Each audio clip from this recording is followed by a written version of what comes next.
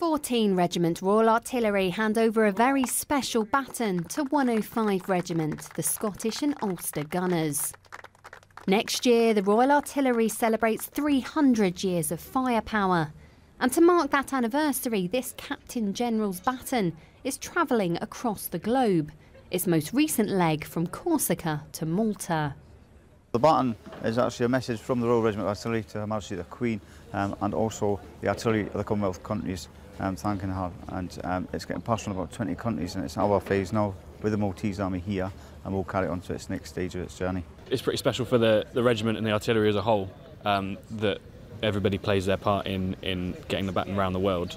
And you know, we've had a pretty lucky leg, bit of sun and an enjoyable time, but it's important for everybody in the artillery, I think. Bit of a responsibility, I'm guessing, keeping that safe over the last few days. Yeah, making sure it's stowed away safely and isn't at the bottom of the Mediterranean is quite an important job, which is a good responsibility to have.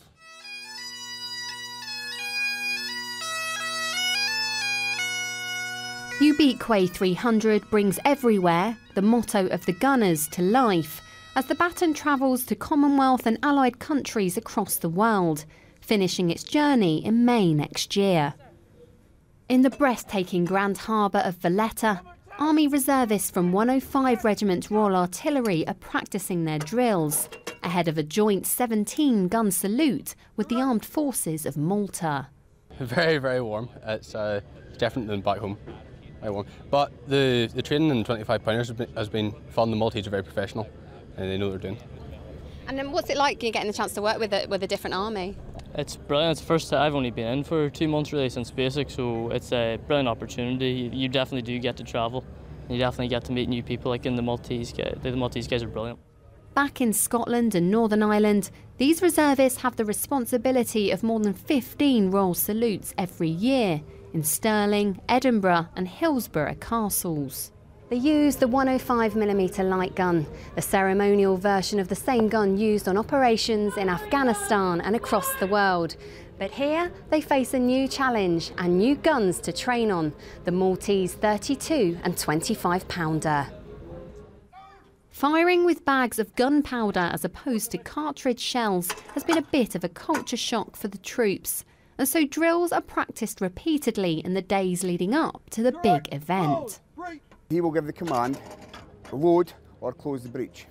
On the command load, we get a cotton bag full of gunpowder, and it is rammed up and stabbed with the pricker. This is to prime it, ready for taking the fuse to help explode the charge. After this area, this is all done, we've got to close the breech. So the command, we close the breech.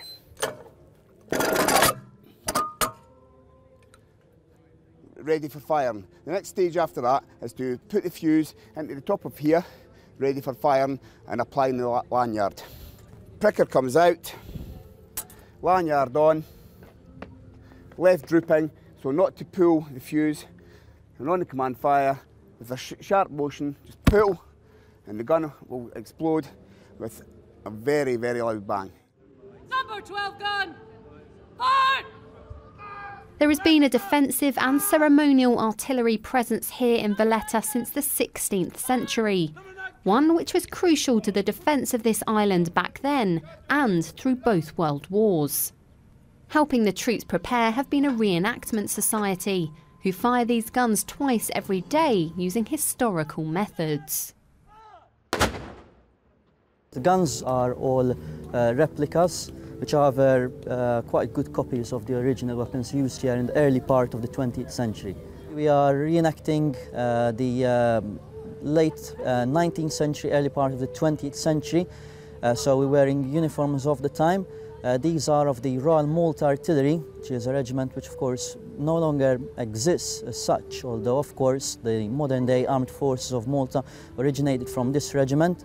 It's pretty much identical to the uniform of the British Royal Artillery at the time, but we've got some other features, such as of course the Maltese cross on the shoulder, which identifies this particular unit as well. It's not only their drill that has to be perfect on the big day. The night before, there are hours of preparations for their uniform to make sure everything about them is pristine. Well, this is a number 3 tropical dress. This is what we'll be wearing tomorrow during the salute. It differs a little from what we wear back home. This is it's lighter weight, it's white as well.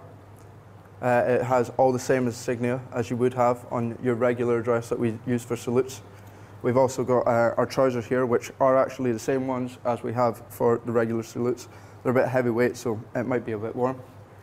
We also wear the regular forage cap with it, the same as what we would back home. And we also have our white belts as standard, and we also have drill boots as well.